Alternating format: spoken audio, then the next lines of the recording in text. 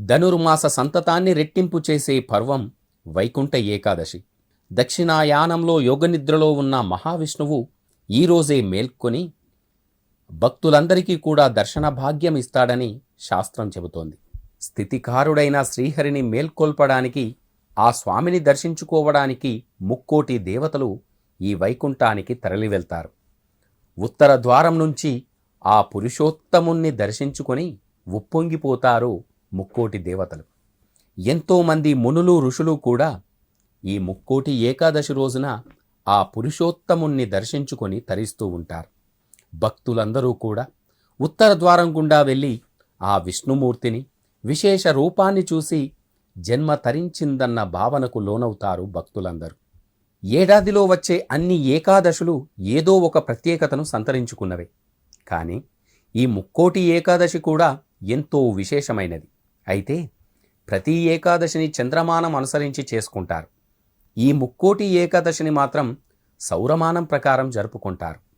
సూర్యుడు ధనస్సు రాశిలోకి ప్రవేశించిన తర్వాత వచ్చే శుక్ల ఏకాదశిని వైకుంఠ ఏకాదశిగా చేసుకోవాలని శాస్త్రం నిర్దేశించింది. అందుకే ఈ పర్వం ఒక్కోసారి మార్గశిర మాసంలో, మరొక్కసారి పుష్యమాసంలో వస్తూ ఉంటుంది. ఈ ముక్కోటి ఏకాదశి నాడు దేవతలందరూ వైకుంఠ ద్వారంలో ఆ మహావిష్ణువును దర్శించుకుంటారు కాబట్టి దీనిని ముక్కోటి ఏకాదశి అని కూడా పిలుస్తారు. ముందుగా దేవతలకు దర్శనమిచ్చిన ఆ శ్రీహరి ఉత్తర ద్వారం ద్వారానే ప్రయాణించి ఈ భూలోకానికి వచ్చాడని, మురాసురుడు అనే రాక్షసుణ్ణి సంహరించాడని మన పురాణ కథనం. ఈ ముక్కోటి ఏకాదశి నాడు వేకువజామునే నిద్రలేవాలి భక్తులు. అవకాశం ఉన్నవాళ్ళు నదీ స్నానం చేయాలని మన పురాణాలు చెబుతున్నాయి. ఆ లేని పక్షంలో అభ్యంగన స్నానం ఆచరించి దగ్గరలోని వైష్ణవాలయానికి వెళ్ళి ఆ స్వామివారిని దర్శించుకోవాలి. శారీరకంగా ఆరోగ్యం సహకరించని వారు పూర్తి ఉపవాసం పాటించాలి. వీలైనంత ఎక్కువ సమయం ఆ విష్ణుదేవుని చింతనలో కాలం గడపాలి. విష్ణు కథలు వినడం, విష్ణునామాన్ని సంకీర్తనం చేస్తూ ఆ మనస్సును దైవానికి సమీపంగా ఉంచే ప్రయత్నం చేయాలి. ఆ మరునాడు ఉదయం ఆ విష్ణుదేవుణ్ణి పూజించి అతిథికి భోజనం పెట్టి ఆ ద్వాదశి పారాయణం చేసి అనంతరం ఆ భోజనాన్ని చేయాలి. ఈ ముక్కోటి ఏకాదశికి ఇంకొక పురాణ కథ కూడా కలిగి ఉంది. ఈ ఏకాదశి రోజున శ్రీ మహావిష్ణువుకు అత్యంత ప్రీతికరమైన తిథిగా చెబుతారు. పూర్వం మురా అనే రాక్షసుడితో ఘోర యుద్ధం చేశాడు విష్ణుమూర్తి. ఆ యుద్ధ సమయంలో అలసిపోయిన విష్ణువు కాసేపు నిద్రిస్తాడు. ఇదే అదనుగా ఆ విష్ణువును సంహరించడానికి మురాసురుడు అనే రాక్షసుడు ప్రయత్నిస్తాడు. అప్పుడు విష్ణువు దేహం నుంచి ఒక దివ్య తేజస్సు ఆవిర్భవించి ఆ రాక్షసుణ్ణి సంహరించింది. ఆ రోజున ఏకాదశి కావడంతో విష్ణుమూర్తి తన తేజస్సును ఆ ఏకాదశి అని సంబోధించాడు.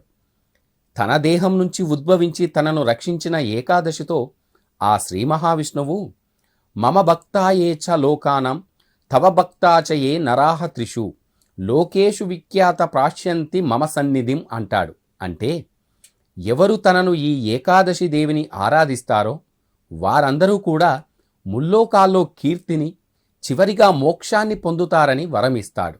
ఏకాదశిని ఆరాధించడం అంటే ఆ రోజున ఉపవాసం ఆచరించి ఆ భగవంతుని ధ్యానంలో సమయం గడపడమే అని దీని అర్థం. దేవతలందరికీ కూడా ఈ ఉత్తరాయణం పగటిపూట సమయంగా, దక్షిణాయానం రాత్రివేళగా పేర్కొంటారు. ఈ ఉత్తర దక్షిణాయానాలకు సంధిలో వచ్చే ధనుర్మాసం దేవతలకు బ్రహ్మీ సమయంగా అభివర్ణిస్తారు. ఈ బ్రహ్మీ ముహూర్తంలో వచ్చే ఆ శుక్ల ఏకాదశి అత్యంత పవిత్రమైనది. ఈరోజు దేవతలంతా వైకుంఠానికి వెళ్ళి ఉత్తర ద్వారం నుంచి వైకుంఠనాథుణ్ణి దర్శనం చేసుకుంటారు. ఈ నేపథ్యంలో ఆ శ్రీ మహావిష్ణువు అనుగ్రహాన్ని పొందడం కోసం వైష్ణవ ఆలయాల్లో వైకుంఠంతో సమానమైన రత్న మందిరాన్ని నిర్మించి ఆ ఉత్తర దిక్కుగా స్వామిని దర్శించి తరిస్తారు భక్తులు. ఎవరైతే ఈ ఉత్తర ద్వార దర్శనం చేసుకుంటారో వారందరికీ ఆ శ్రీ మహావిష్ణువు అనుగ్రహం ఎల్లప్పుడూ సిద్ధిస్తుంది. ఓం శ్రీమన్నారాయణాయ నమః.